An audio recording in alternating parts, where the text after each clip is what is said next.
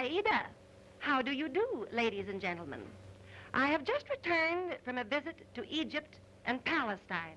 I chanced to have brought with me a few of the very latest styles in native dress. The costume which I have on now is one which is worn by millions of Mohammedan women in the streets. At home, their raiment is very bright and colorful, but on the street, always of this dark material. When first I saw them with their veils, I thought they looked like so many black ghosts, and I saw them moving along in these robes. But when I saw their veils back, I found them to be the most interesting people indeed. Then we went to Palestine.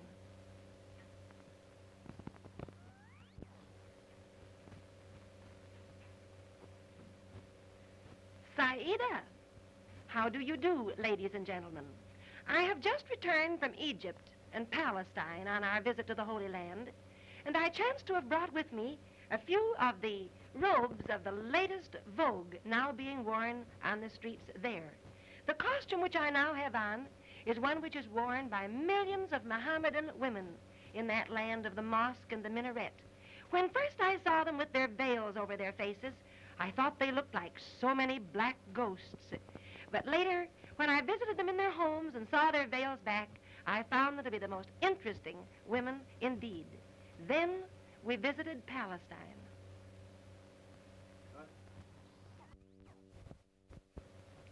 Unlike the Mohammedan ladies of Egypt and Arabia, the women of Palestine wear the most colorful and gorgeous costumes.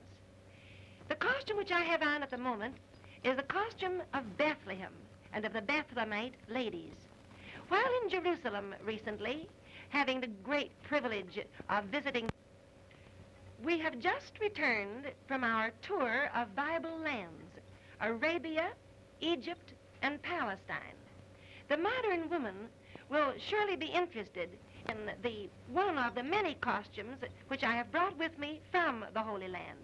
The costume which I now wear is one which came from Bethlehem.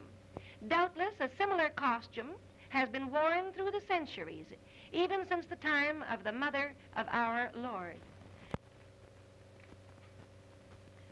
We have just returned from a pilgrimage of the Bible lands, Arabia, Egypt, and Palestine, the Holy Sepulchre. During the Holy Week, from Good Friday until Easter, I saw thousands of women with costumes such as these. Down there where the thousands of people were surging, one could instantly tell the Bethlehem ladies by this particularly high headdress. All other women wear a similar headdress, but it fits closely over the head. I wish that everyone might have the privilege that came to us of visiting the Holy Land, especially at Easter.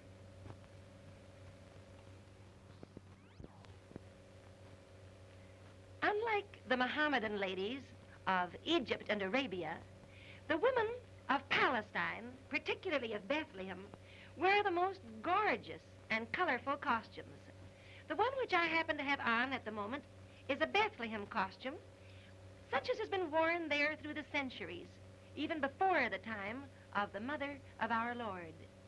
While in Jerusalem during Holy Week, between Good Friday and Easter Sunday morning, Earth's saddest and Earth's gladdest day, I saw hundreds of thousands of costumes. But out of them all, one could tell the Bethlehem ladies by their particularly high headdress. Other women wear a similar headdress, but close to the face. The Bethlehemites could always be told in this manner. I wish that every one of you might someday have that joy of visiting the Holy Land, that land of memories and dreams and tears and color.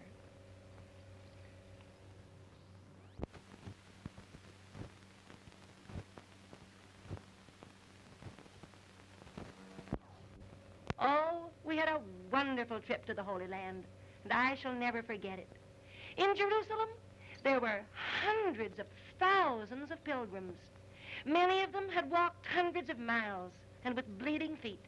They came on camels and dromedaries and donkeys, and they were there at the Church of the Holy Sepulchre. They stayed day and night. They slept upon the hard, cold floors. One could tell the Bethlehem women at a glance, even among the crowd, recognizing them by their peculiar high headdress. We were there on Good Friday. We saw the tears. We heard the prayers of those thousands of people.